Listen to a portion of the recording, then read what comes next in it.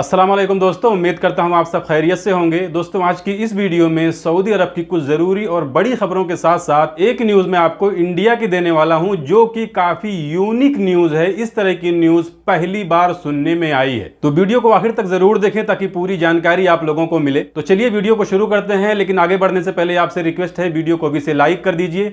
Channel को अगर अभी तक आपने सब्सक्राइब नहीं किया है तो चैनल को सब्सक्राइब करके बेल आइकन को प्रेस करके ऑल पे जरूर सिलेक्ट कर लीजिए, क्योंकि सऊदी अरब में काम कर रहे गैर मुल्कियों से रिलेटेड जितनी भी जरूरी खबरें होती हैं वो मैं डेली वीडियो के माध्यम से लाते रहता हूं। तो सबसे पहले आप लोग को स्पाइस जेट एयरलाइंस के बारे में बता देता हूं, उसके बाद में जो एक इंडिया वाली न्यूज है जिसके बारे में मैंने अभी जिक्र किया है फिर वो आपको बताता हूं। तो देखिए, जिस तरीके से स्पाइस जेट एयरलाइंस में पिछले कुछ दिनों से तकनीकी खराबी आ रही हैं, जिसकी वजह से यात्रियों के मुसाफिरों के जान भी जोखिम में पड़ गए थे।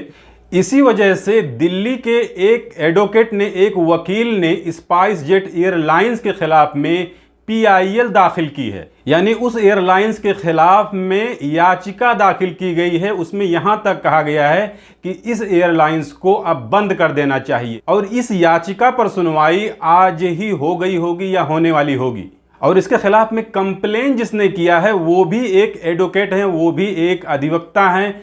वो और उनके एक 4 साल के बेटे की तरफ से स्पाइस जेट एयरलाइंस के खिलाफ में याचिका दाखिल की गई है। इसमें यहां तक कहा गया है कि जितने भी यात्री अपनी जान जोखिम में डाल करके इस एयरलाइन से सफर किए हैं, यात्रा किए हैं, उनको मुआवजा मिलना चाहिए। और ये सही बात है कि इसी साल में तकरीबन 2 महीने के अंदर स्पाइस जेट के अंदर तकरीबन 9 बार तकनीकी खराबी आई है, जिसमें कई बार उसे इमरजेंसी लैंडिंग भी करनी पड़ी है। इसको लेकर के मैंने भी वीडियो बनाया था कि आप लोग इस फ्लाइट से सफर ना करें। इसके अलावा अगली जानकारी, इंडिया के अंदर जो लोग घरों में रहते हैं उनके ऊपर भी GST लगने वाली है। किस तरीके से लगेगी, यानी कोई भी आदमी अगर कोई कमरा, कोई फ्लैट भाड़े पर लेता है तो जो भाड़ा उसको देना है उस भाड़े के साथ में GST भी उसे देना पड़ेगा। लेकिन इसमें एक कंडीशन बताई गई है कि जो आदमी रेंट पे रह रहा है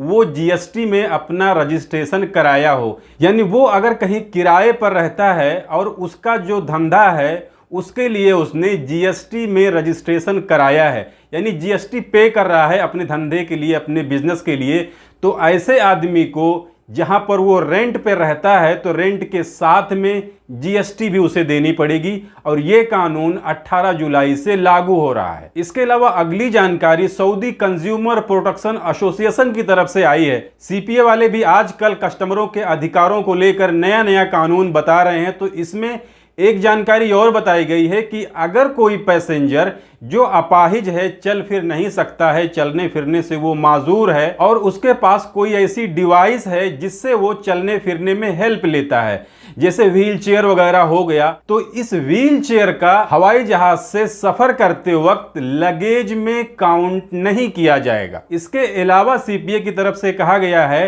कि अगर कोई आदमी माजूर है और वो हवाई जहाज के दरवाजे तक नहीं पहुंच सकता है तो ये एयरलाइंस की जिम्मेदारी है कि उसके लिए ऐसी डिवाइस का, ऐसे यंत्र का प्रबंध करे, जैसे व्हील चेयर वगैरह हो गया।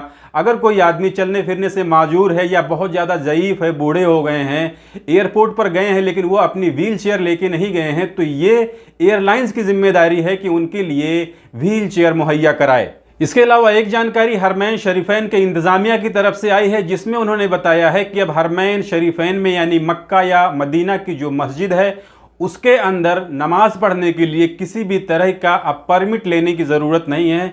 जो परमिट आप तवक्कलना या एतमरना से बुक करते थे, बस शर्त इतनी है कि कोई भी आदमी कोरोना से पीड़ित ना हो, यानी कोरोना का मरीज ना हो यहाँ पर नमाज पढ़ने के लिए, तो उनके लिए अब किसी भी तरह का परमिट लेने की जरूरत नहीं है। इसके अलावा अगली जानकारी, सऊदी अरब के अंदर अभी कुछ दिन पहले कोरोना के केस बहुत ज्यादा कम हो गए थे, 200-250 तक पहुंच गए थे, लेकिन अभी हज खत्म होने के बाद में एक बार फिर से कोरोना के केस बढ़ने लगे हैं।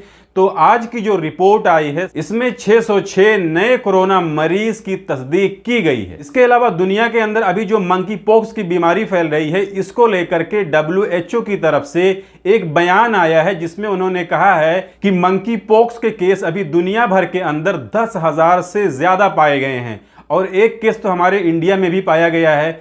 तो इसमें इनका कहना है कि हो सकता है कि बहुत जल्द मंकी पॉक्स को एक महामारी घोषित कर दिया जाए। यानी जिस तरीके से कोरोना एक महामारी थी, उसी तरीके से मंकी पॉक्स के ऊपर भी विचार किया जा रहा है। जिस तरीके से केस आ रहे हैं कि इसे भी अब एक महामारी घोषित किया जा सकता है। तो यह एक बड़ी चिंताजनक बात है कि अगर इसको भी महामारी घोषित कर दिया गया तो हो सकता है इसके लिए भी हर देश अपने अपने तरीके से कोई ना कोई रिस्ट्रिक्शन भी लगाना शुरू कर दें। इसके अलावा कुछ दिनों से जो लोग कमेंट सेक्शन में कमेंट करते हैं, मैं उनके कमेंट का जवाब नहीं दे पाता हूं, तो उनके लिए मैं कहना चाहता हूं कि भाई मुझे 10 से 15 दिन का टाइम और दीजिए, उसके बाद में आपके एक एक कमेंट का जवाब आपको मिलेगा। तो ये थी आज की इस वीडियो में सऊदी अरब और इंडिया की कुछ ज़रूरी खबरें जिसे मैंने आपके साथ में शेयर कर दी।